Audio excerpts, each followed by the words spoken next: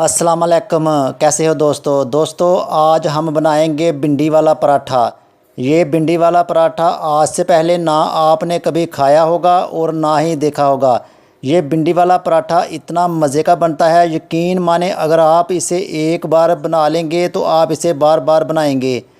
तो शुरू करते हैं, ये मज़ेदार सा भिंडी वाला पराठा कैसे बनाया जाता है। भिंडी वाला पराठा बनाने के लिए यहाँ मैंने थोड़ी सी भिंडियाँ ली हैं। ये वज़न में तकरीबन 100 ग्राम भिंडियाँ हैं और 5-6 अदद मैंने सब्ज़ मिर्च ली है और 1 कप यहाँ मैंने गेहूं का आटा लिया है। तो सबसे पहले हम भिंडियों का ये दोनों तरफ का पार्ट काट लेंगे। भिंडियों का मैंने दोनों तरफ से ये पार्ट काट लिया है। तो सबसे पहले हम क्या करेंगे, गैस को ऑन कर लेंगे और पैन में भिंडियाँ शामिल कर देंगे। भिंडियों को 2-3 मिनट तक मीडियम आंच पे पका लेंगे ताकि भिंडियों का कच्चापन ख़त्म हो जाए। तो तकरीबन 2-3 मिनट तक मैंने मीडियम आंच पे चम्मच चलाते हुए भिंडियों को इस तरह पका लिया है। तो भिंडियों को अब नीचे उतार लेंगे और भिंडियों को इस तरह से आपने 3-3 पार्ट में काट लेना है। तो दोस्तों, इससे पहले मेरी आपसे छोटी सी अर्ज़ है कि अगर आप मेरे चैनल पर नए हैं तो मेहरबानी करके चैनल को सब्सक्राइब कर लिया करें और अगर हमारी वीडियो पसंद आए तो लाइक करना ना भूलें। भिंडियों को काटने के बाद भिंडियों को ग्राइंडर मशीन में शामिल कर देंगे। साथ में ही हरी मिर्च शामिल कर देंगे, हस्बे ज़रूरत नमक शामिल कर देंगे, आधा चम्मच सूखा धनिया शामिल करके इन सब को ग्राइंडर कर लेंगे। तो इन सब को मैंने ग्राइंडर कर लिया है दोस्तों, आप देख सकते हैं। अब चॉप की हुई भिंडी को बाहर निकाल लेंगे, इसे प्याली में शामिल कर लेंगे। भिंडी को मैंने ग्राइंडर कर लिया है। अब हम क्या करेंगे, प्याले में आटा शामिल कर देंगे। अब इसमें चॉप की हुई भिंडी शामिल कर देंगे, आधा छोटी चमची बेकिंग पाउडर शामिल कर देंगे और थोड़ा सा पानी शामिल करके अच्छी तरह मिक्स कर लेंगे। थोड़ा थोड़ा पानी करके शामिल करेंगे, हम इसे एक लिक्विड की तरह तैयार करेंगे। तो आप देख सकते हैं मैंने इसे लिक्विड की तरह तैयार कर लिया है, यानी बैटर हमारा इतना सा पतला होना चाहिए। बैटर हमारा बनके तैयार हो चुका है।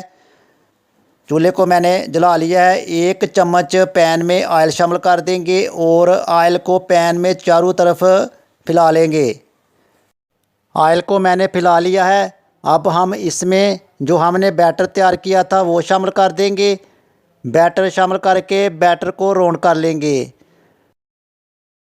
अब हम इसे 2-3 मिनट के लिए मीडियम आंच पे पकने के लिए छोड़ देंगे। थोड़ा सा मज़ीद ऑयल लगा देंगे ताकि पराठा हमारा बिल्कुल परफेक्ट तौर पर बन के तैयार हो।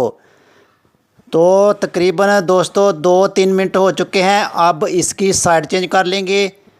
साइड चेंज करके इसे दोबारा 2-3 मिनट तक मीडियम आंच पे पकने के लिए छोड़ देंगे।